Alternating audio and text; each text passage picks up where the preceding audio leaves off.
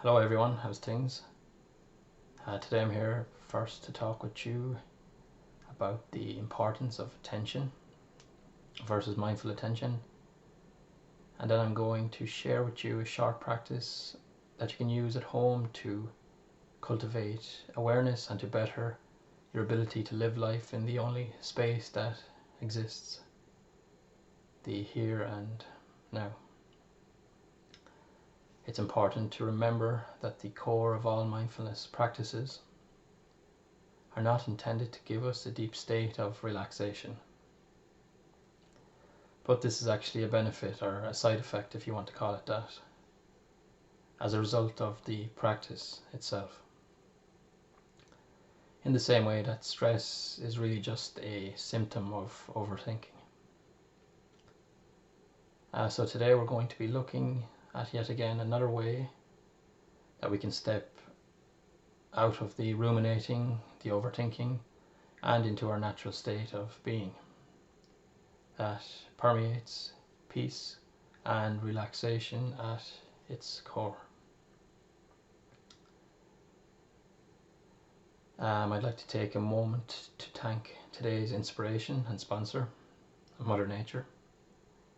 I've been out a good bit the last few weeks on the bike and in different parts of nature, and I've been honing in on and improving my own attention and deepening my practice, focusing, refocusing, observing and becoming aware, and not giving those pesky thoughts the light of day. And it's been pretty good. It's been really good. There was one Sunday in particular, about 2 weeks ago, that I was out cycling on the main road and I found this little by road, I think you call it, with a bridge and a river running through it. So I went around on the bike, parked the bike up, jumped over the fence, and I came in along the bay of the river. I sat in along the bay of the river, took the shoes, socks off, everything, and my intention was to sit there and meditate for a few minutes because it was so calm and peaceful. There wasn't much, there was no like traffic or that around. It's a Sunday, so it was pretty chilled out, and the road that was beside the river was really quiet as well. So I sat in and it was quite damp, moist, warm, heavy. So there was a load of what I used to call them, they're actually called midges, I used to call them midgets. I'm going to call them midgets. There's a lot of midgets beside me flying around, and I've often seen in the past when I'm in parks or different places where people, I do it myself, we all do it, our reaction, if a midget or a fly or something lands on you, the first thing you do is, whoa, you know, you want to get out of there as quick as you can.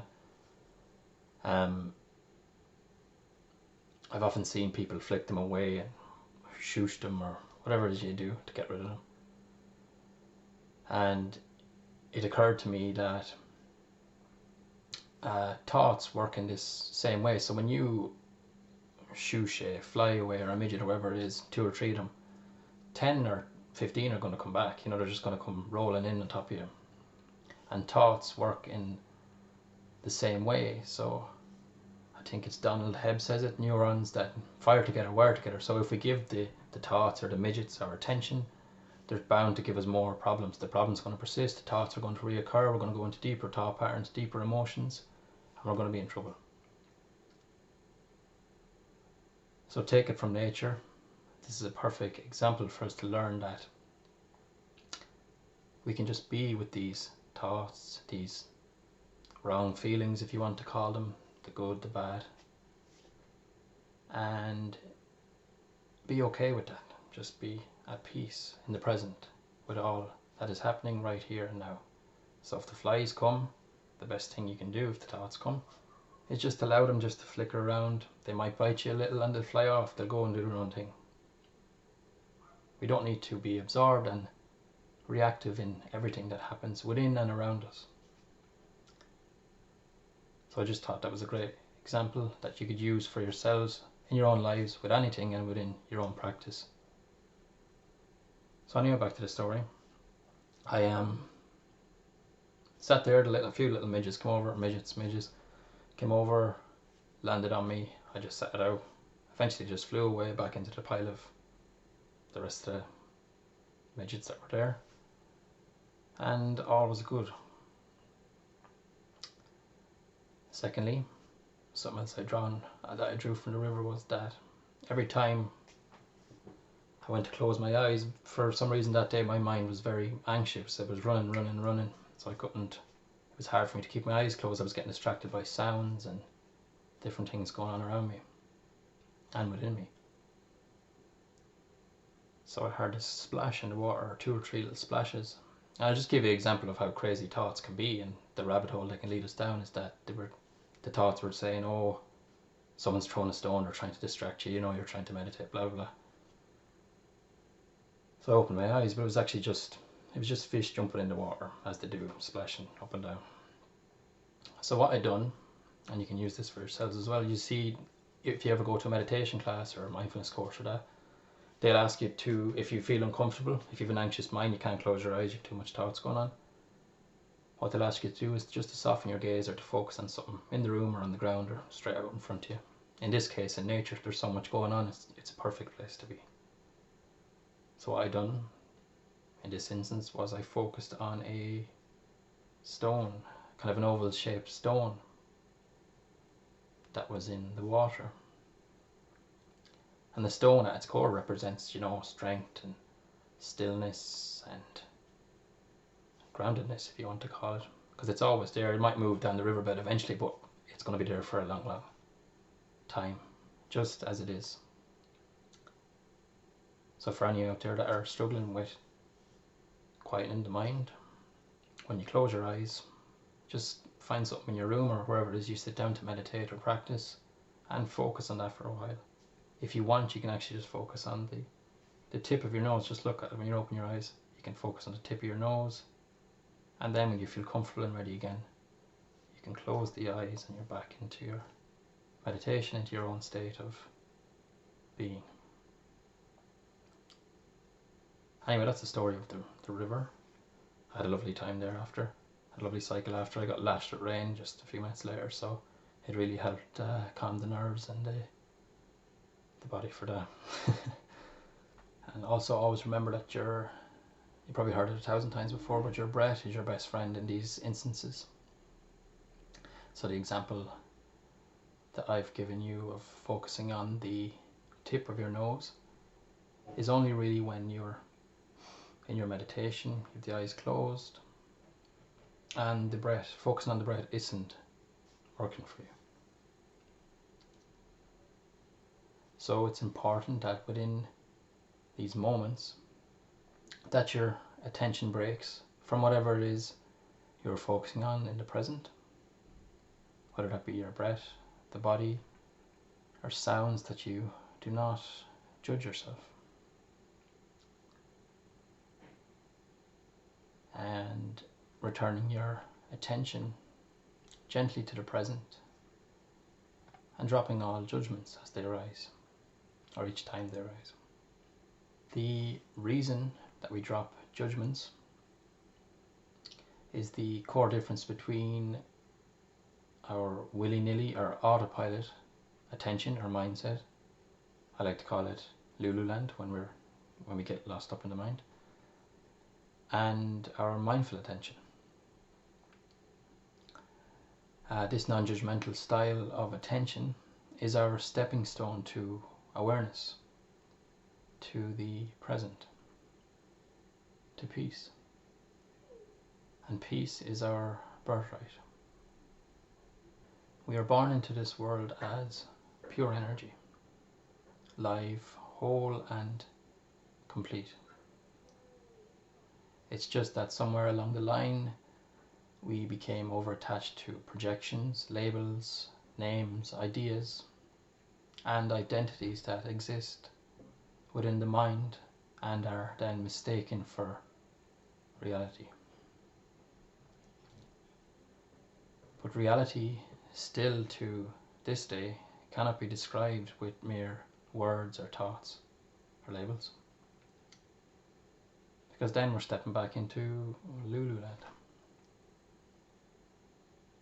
So just observe, see what's happening around you, within you, the colours, the shapes, the sounds, the beautiful aromas. Breathe and be. Looking for nothing and being present to all. Even if you can bring a fraction of this into your everyday life, you'll begin to see and experience life in a way that you may never have before, or at least of what you can remember. You may have glimpses of it when you were a child. So essentially we are returning to the source of who we are, the true nature of who we are. Ask yourself this. When is the last time you heard the sound of the wind without the noise of tomorrow's to-do list, diluting the simple sounds of softness it offers us as it brushes the leaves from one side of the path to another? Or witness the various shades of green that are presented to us by the sun as its light pierces the trees and gives us permission to rest our attention upon the warmth of its gaze, rather than to be all caught up in a web of our own thoughts. So for those out there who struggle with focusing on the breath or body, just be aware that you can get the same results from applying the focus of your attention to the senses. So what you're hearing, feeling, seeing, smelling or tasting. But mess around with it for yourself and see what fits for you. Some will be predominantly more comfortable with visual, we'll say over audio, whereas others may rather feel their way into the present.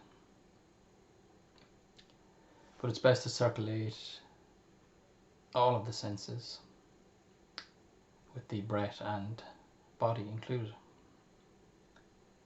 so that we are always stepping out of our comfort zone as well, and thus disengaging from the unconscious mind and autopilot, once again our habitual thoughts and behaviours. My own personal favourite is the wind. I love the sound of it, the way it moves, the freedom of it, the way it complements the groundedness of the trees, the way it moves through them, in and around your body. It's just an easy way for me to take myself out of the mind and into the present, allowing the thoughts as well, your thoughts to flow just like the wind in and out. I love the freedom of the wind. That's what I love about it. I was in Emo Court there. I could have been 2 weeks, 3 weeks ago, I don't know. And I brought out some fruit with me. I went down that main patch of grass, the massive one. The sun was beaming down through the trees. It was lovely and warm, beautiful green grass. Shoes off, socks off. I recommend anyone, if you're trying to get grounded before you go to meditate, it's a great way for the grass to go and tickle your feet all the way down to the tree. It's therapeutic. My mother was telling me there a week or 2 weeks ago that people call it forest bathing. If you're out in nature or in forest or woods or whatever it may be, it's just being. But yeah, I made my way down to a tree. I sat underneath it. I knew the wind was lashing down on top of it, but slightly kind of coming in and out. So I knew if I meditated, I'd have my food first. Or second, maybe, did I? Anyway. I knew that the way the wind was moving, I was going to get a lovely experience. I was sitting underneath the tree, sun coming in on top of me, the warmth of the sun just dancing and coming down along the skin. Loving it, right? And then the wind was just, oh, it was amazing. So I sat in, closed the eyes, got into my position, and every time, just giving you an example of your attention in this case, every time that my mind, my attention wandered off into thoughts, I used the wind, the softness of the wind, to bring my attention, my mind back to the present. And you can't really put it in words. I wouldn't call it a depth of meditation, but there's a space of beingness that you find yourself in some way, shape or form, and you can't put words to it. And the wind does that for me, is the best way I could put it. But yeah, it was lovely. On that same point, I would like to say, especially if you're going to try out this meditation, but try this out anytime, if you're going out in nature or on your walk or your old familiar, wherever it is that you go out walking, that you take the unfamiliar route. So a lot of the time what we do in the mindfulness classes, you might have seen online, the first week is people will be asked to say brush their teeth with the left hand or the other hand, or put their clothes on in a different way, so that we're stepping off the automatic pilot of the mind, our automatic way of doing things within our day. And this takes us into a state of being, because we have to be conscious, very conscious of, say, brushing the teeth with the left hand and the feelings, what it tastes like. You know, you're not just off in work or going out with your friends straight away, where you would be with the right hand in your mind, I'm talking about, obviously. Take an unfamiliar route, so go down a different way in the forest or woods that you go to, or mountain, wherever you go the opposite way if that's what you want to do, and just, you'll be amazed at how the brain even picks it up differently. It's like you're going on a complete different trail. I done it out in Tucker Woods there for the first time, I think it was last week, and I've done it ever since. I've gone all different ways, and man, I've got lost in it. Whereas I'm just used to going the familiar route, looking around. I still would practice my mindfulness as best I could, but this is just I wouldn't say a step up, but it's a step in helping you, in putting yourself in a better position for practicing your mindfulness. So try the road less taken, if you want to call it that, or less travelled. It's a good one. In the broad scheme of it all, the reason it is so important that we fine-tune our attention, in particular how we pay attention, is that, well, everything you've experienced right up until this very moment of reacting to those thoughts or choosing those thoughts that led you to click on this video is a direct result of how and what you've given or paid attention, or your attention to, within each given moment. So we experience that in which we label as life through how and what we attend to in any given moment. May that be the chaos of our own thoughts, or the comfort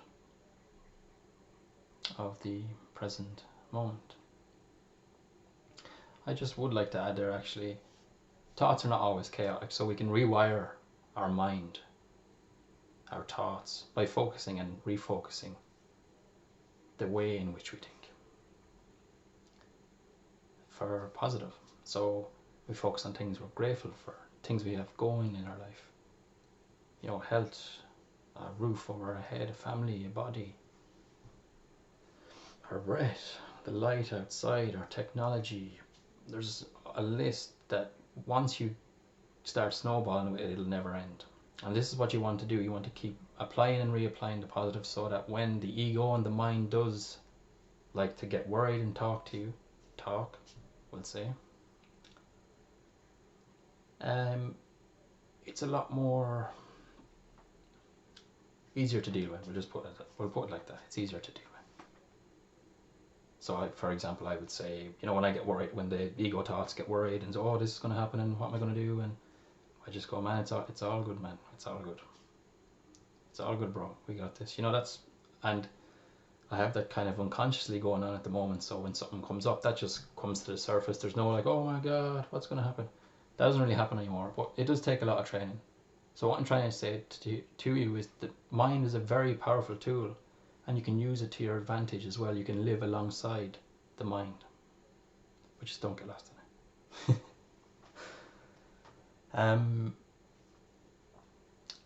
I just wanted to say as well, every single thought matters, but it doesn't really. And what I mean by this is not saying you have total control of your life, as control is an illusion, but it will definitely deepen your overall quality of life in the direction you live moment by moment and day by day. So, ladies and gentlemen, what type of reality is it that you're choosing to create? Because you're constantly in creation mode, whether you're aware of it or not. It goes without saying, there's no organism without space, and there's no space without an organism.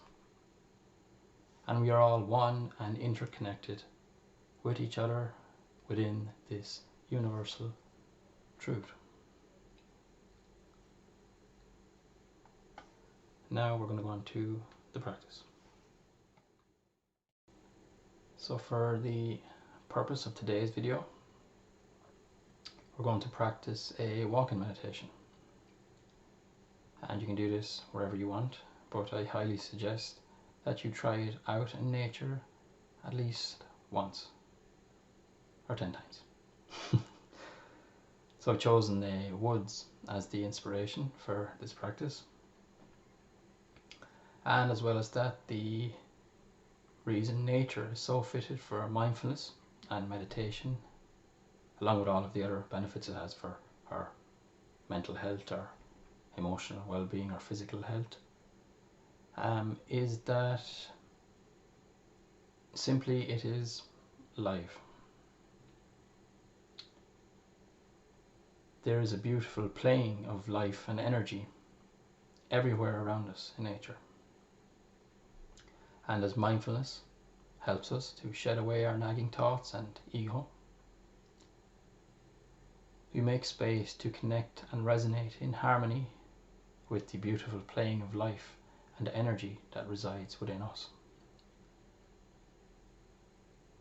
So now, I invite you all with open arms to bask in this space of pure harmony by listening attentively to what is being shared in this moment, leaving your thoughts at the door and stepping into the wondrous unfolding of life itself.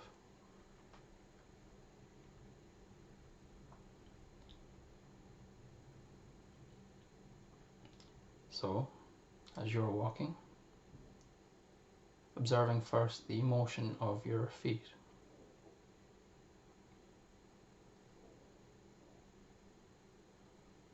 And becoming aware of how one foot follows the other in their own natural rhythm.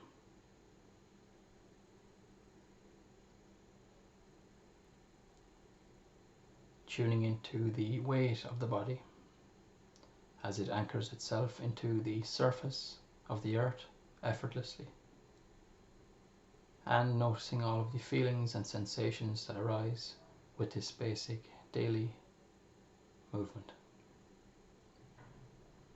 This can be as simple as the material of your socks to the warmth and protection of your footwear, or even the feelings and sensations within the feet.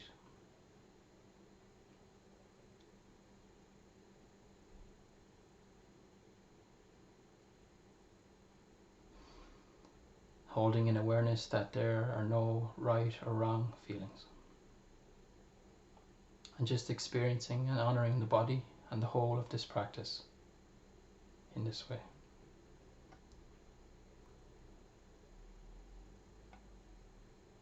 Bringing your attention to the breath now,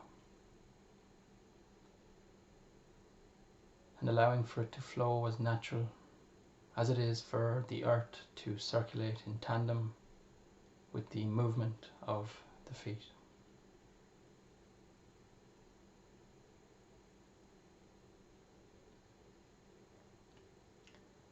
Using the breath, the feet, or your surroundings to anchor you in the present.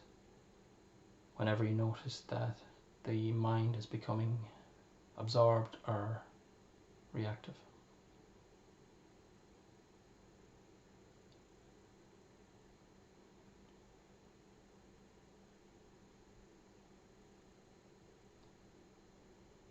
Taking 3 deeper breaths right now.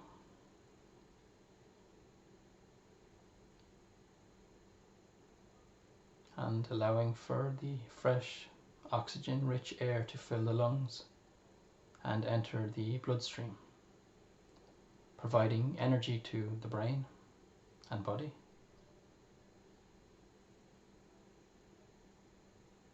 Relieving you of the burdens of time past and bringing clarity of mind as you walk with nature, with spirit, into a relaxed state of pure awareness.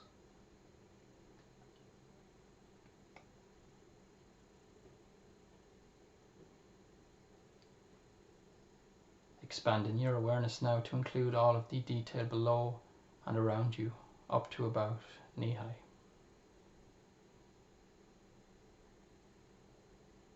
Being witness to the various shapes, sizes and colours of the stone or stones that lay below you, as well as the detail that lies within the fallen leaves and the vegetation on either side of the path.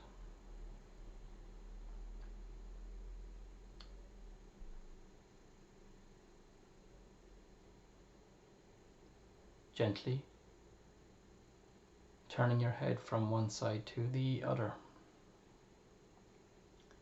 taking your time and giving your full care and attention to what it is you are seeing, hearing, feeling, smelling or tasting right now.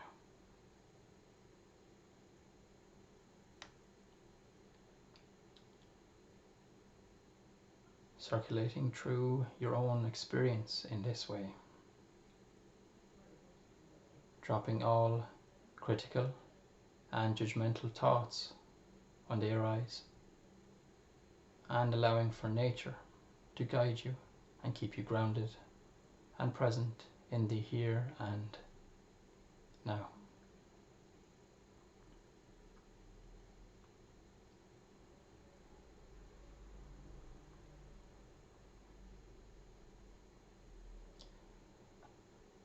When you're ready then, coming up to eye level, now with the focus of your attention.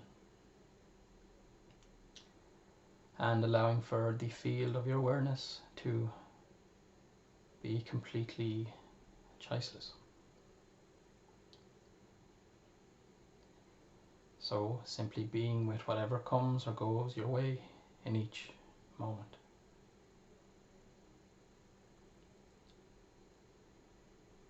Not trying to change or escape what is happening right now, but instead embracing a non-judgmental state of being to all that is unfolding right now. A state of stillness, a state of peace.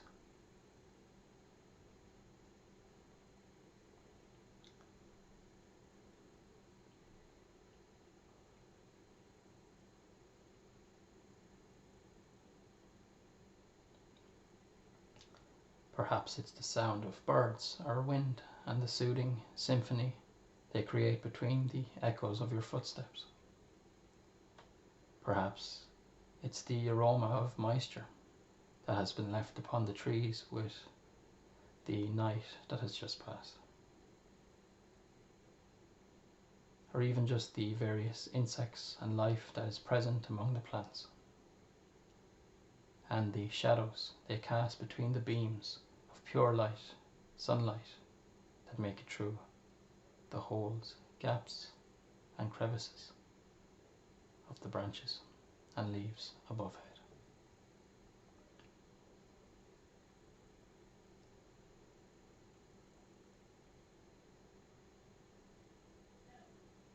Taking a few moments now for yourself to walk in this way and just being present to all that simply is.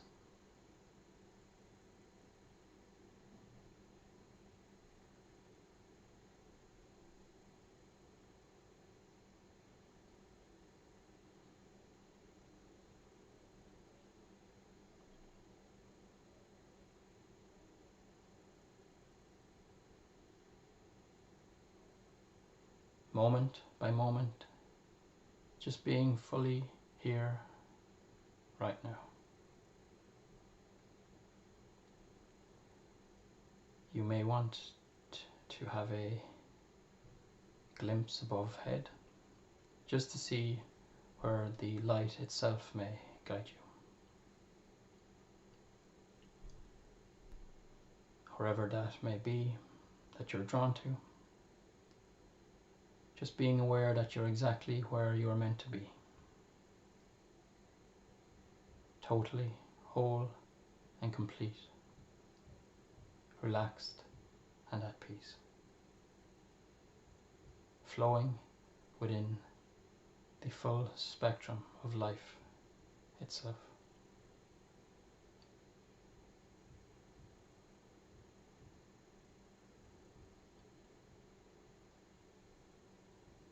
Seeing that you are life itself, nothing more or nothing less. Just a beautiful playing of pure energy. The same energy that is reflected within the sacred beauty, awe and majesty of nature itself.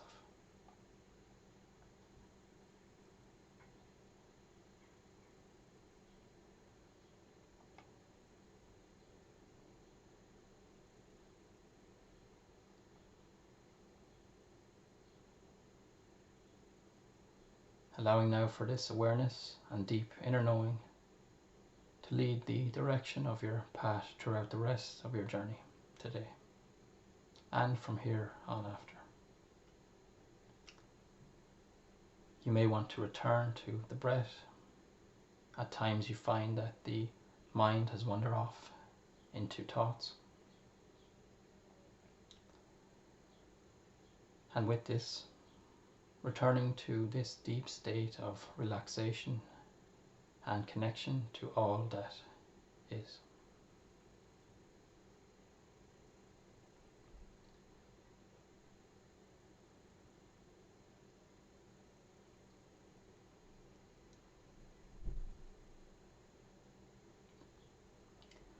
May you be present and go now in peace within the unfolding of your day. Thank you.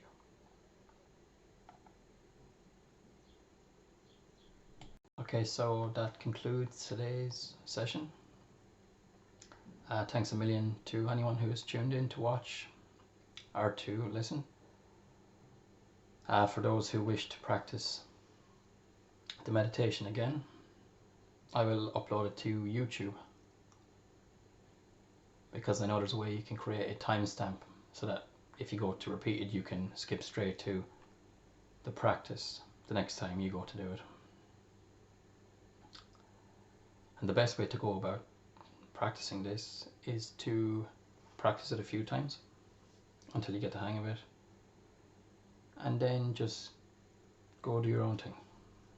Go out in nature, and whatever there is out there to be found, let it find you.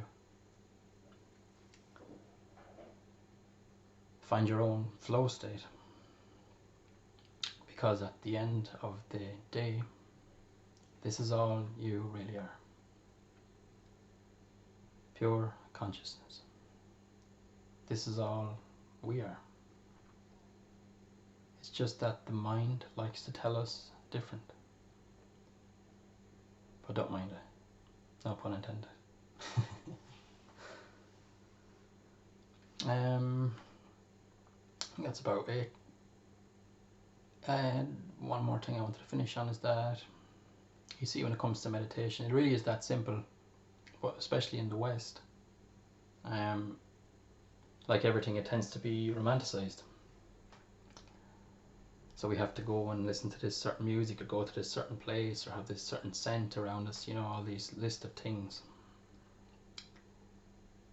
And look, do your own thing by all means, whatever gets you into the moment and you feel comfortable with, more power to you, go for it, like.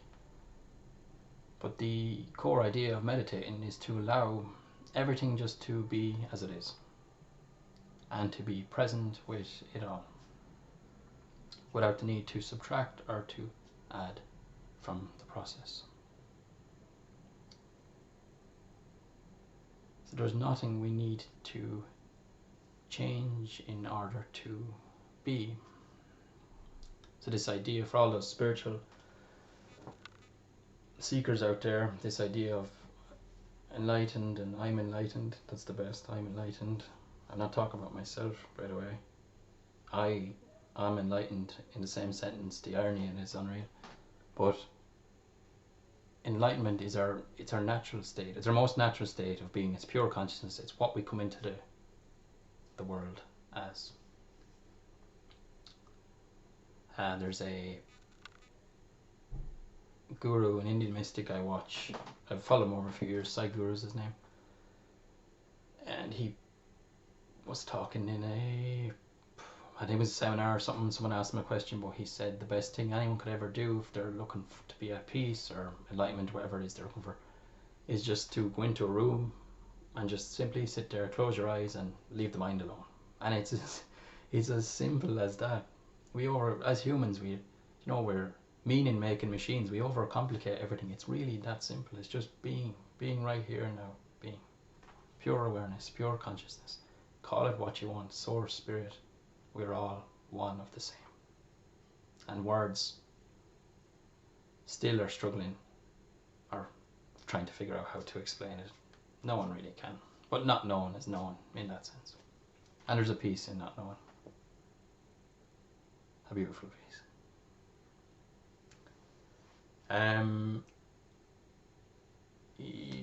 One more I want to finish on. It's the last. You could call it a quote. It goes well with the theme of the video. There's a mystic. I don't know if he's a mystic or a mindfulness teacher or something. You probably have seen him online. It's called Muji.